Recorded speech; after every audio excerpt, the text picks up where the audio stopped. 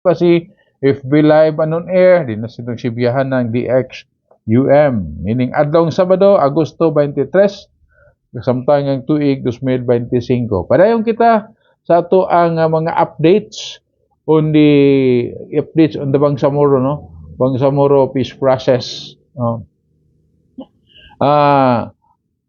Sa ato nag-iingon o gausab ang matag nagbutyag nga basically gani sa ato nang naisigutan sa Milabay, gani gi-postpone sa rason sa kanabitawng dili man postponement ang ilahang gigamit sa pag-reschedule sa pag-extend sa term sa barangay o sa guniang kabataan.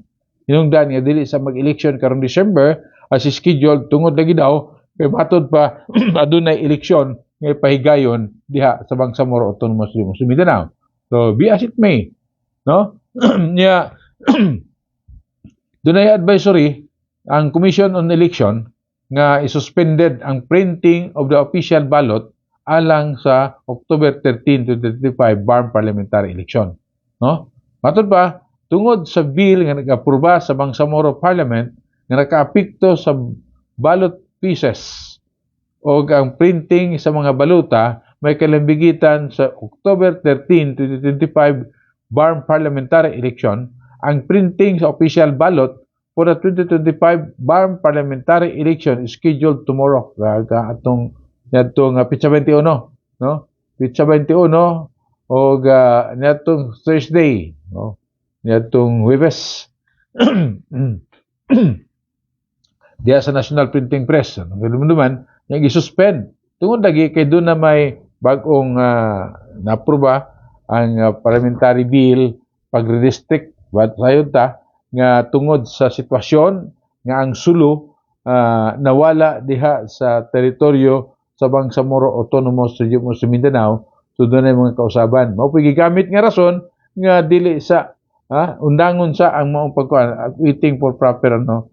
So mo na no, suspension of printing of the official ballot for October 13 to 25 BARM parliamentary election. Mo na advisory sa Commission on Election. Kung ato kay hinumduman, mga rason usab nga dili siya igong rason nga adunay restricting kadto mga parliamentary district nga dunay na kuan dito aron dili madayon ang eleksyon. Ang ikuan lang sa kumilik nga samtang consistent usab ang kumilik sila pumahayag nga sila nangandam, no? Ang suspension is dili siya nagpasabot nga ang suspension sa printing ang suspension sa printing wala nagpasabot nga dili madayon ang eleksyon as scheduled on October 13. Padayon gihapon ang eleksyon pero katulang doon nalay mga dapat nga ilang iplastar, no? Iplastar sa kining sa Commission on Election, no? May kalambigitan sa maong eleksyon, no? So dugang update may kalambigitan ni ana, no? May kalambigitan gyapon, no? Kay mo lagi doon mga hungihog, doon lagi mga panawagan karon ng mga civil society organization nga ilahang mga panawagan ngadto sa pila ka mga dagkong opisyales, no? Nga kuno matud pa allegedly nang hilabot ni ining maong katikaran diha sa kuano. Samtang adunay pamahayag usab may kalambigitan ni ini si kuano ang chairman sa negotiating panel si Mohagir Iqbal sa iyang mensahe atol sa usa ka bridging to sustain peace in the Bangsamoro nitong August 19, no? Diri sa Davao City. Ang matud pa ang conversation with the Peace Implementing Panel on the status of the Comprehensive Agreement on the Bangsamoro.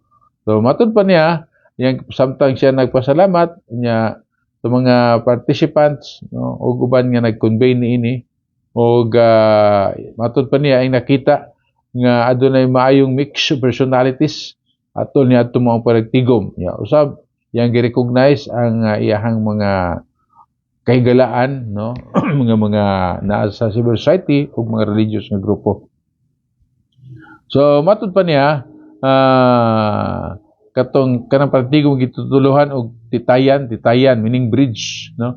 So bisan pa kuno matud pa sa walay kasiguran, uncertainty sa erosion sa pagsalig sa usag-usa, trust and confidence matud pa. So nausab ang hanay sa Moro Islamic Liberation Front, first and foremost ang mga practitioners sa dialogue, ang Islamic teaching na nanawagan og musawara. Dugang pa niya siya sa nagatanaw sa usa ka conversation with a esteemed counterpart in the government panel, the retired General and Chairman Cesariano. Niyang nadawat ang report niya, bisan man not official yet, nga he has tendered his irrevocable resignation. Ang panel, so meaning dunay mga kausaban nga posible may tabo, may kalambigitan unya sa maong diya sa panel. So ang naka-try sa conversation ang ihang gidiscuss matud pa ang usa ka 3 points nga nagka-describe sa current status comprehensive agreement on the Bangsamoro, no? Ang MILF, una, ang ipamahayag ni Member of Parliament Margaret Iqbal, kasamtangang Minister sa Ministry of Higher and Basic Education, Basic and Technical Education diya sa BARM. So, ang una sa iyang punto is sa katong ang MILF is fully committed to put in place the genuine peace in Mindanao. No? So, matod pa niya, i-emphasize nga si Chairman Al-Haj Murad Ibrahim nagadeklara niadtong milabay nga Agosto 9 sa iyang statement, naga-welcome sa announcement ni President Ferdinand Marcos Jr. nga ang barangay ng SK election ma-reset ang tagaan o kahigayunan o focus ngadto sa historic parliament election karong moabot nga October 13, no? Hiyang statement, si Chairman Murad nag-assure nga ang sa presidente nga ang MILF nagpabilin komitido sa duty bound sa pag-implement o pag-deliver sa unsa man ang iyang commitment niini ilawom sa comprehensive agreement on the Bangsamoro.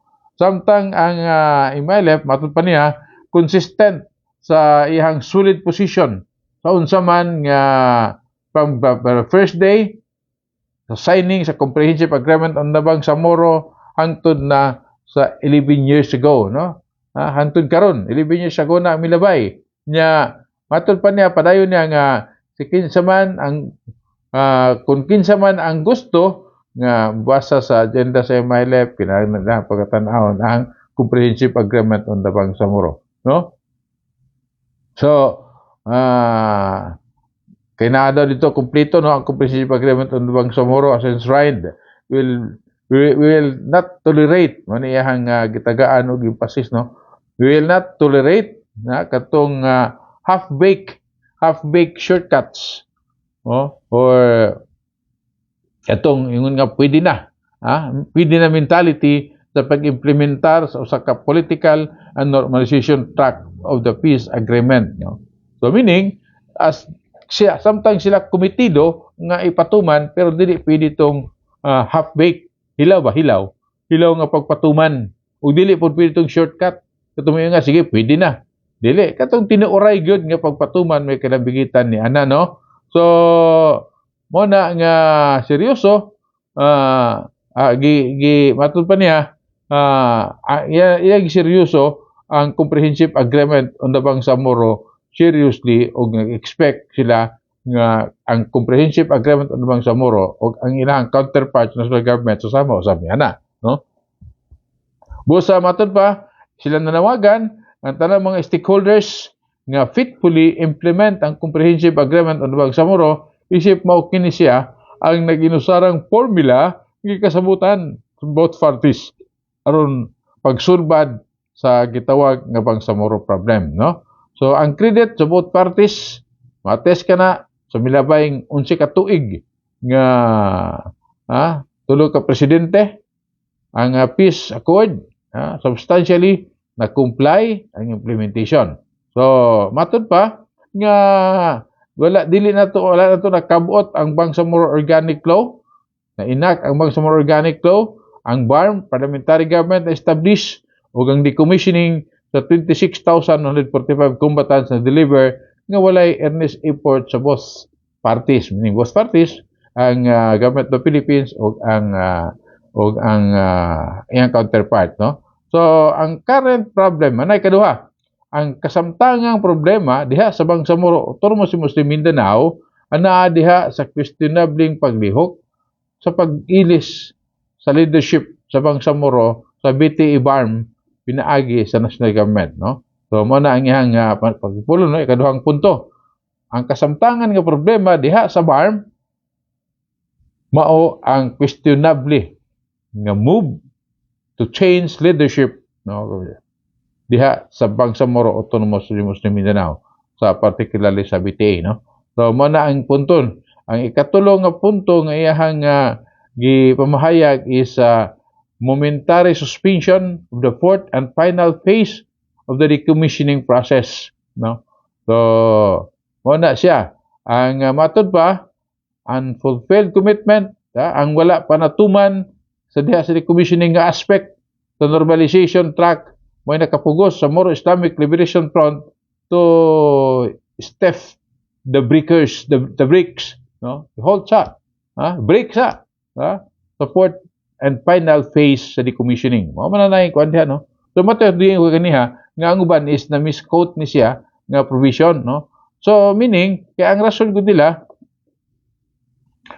sumala sa 19 June 25 MLF Central Committee Resolution, the graduated implementation of the decommissioning that is parallel and commensurate to the implementation of the agreements of the parties is central to the accord and was possibly included, such as that both parties are able to exact compliance of the other's commitment as the journey towards implementation is jointly undertaken, no? Joint, dili unilateral ang pagpatuman nini. So atong balikan ang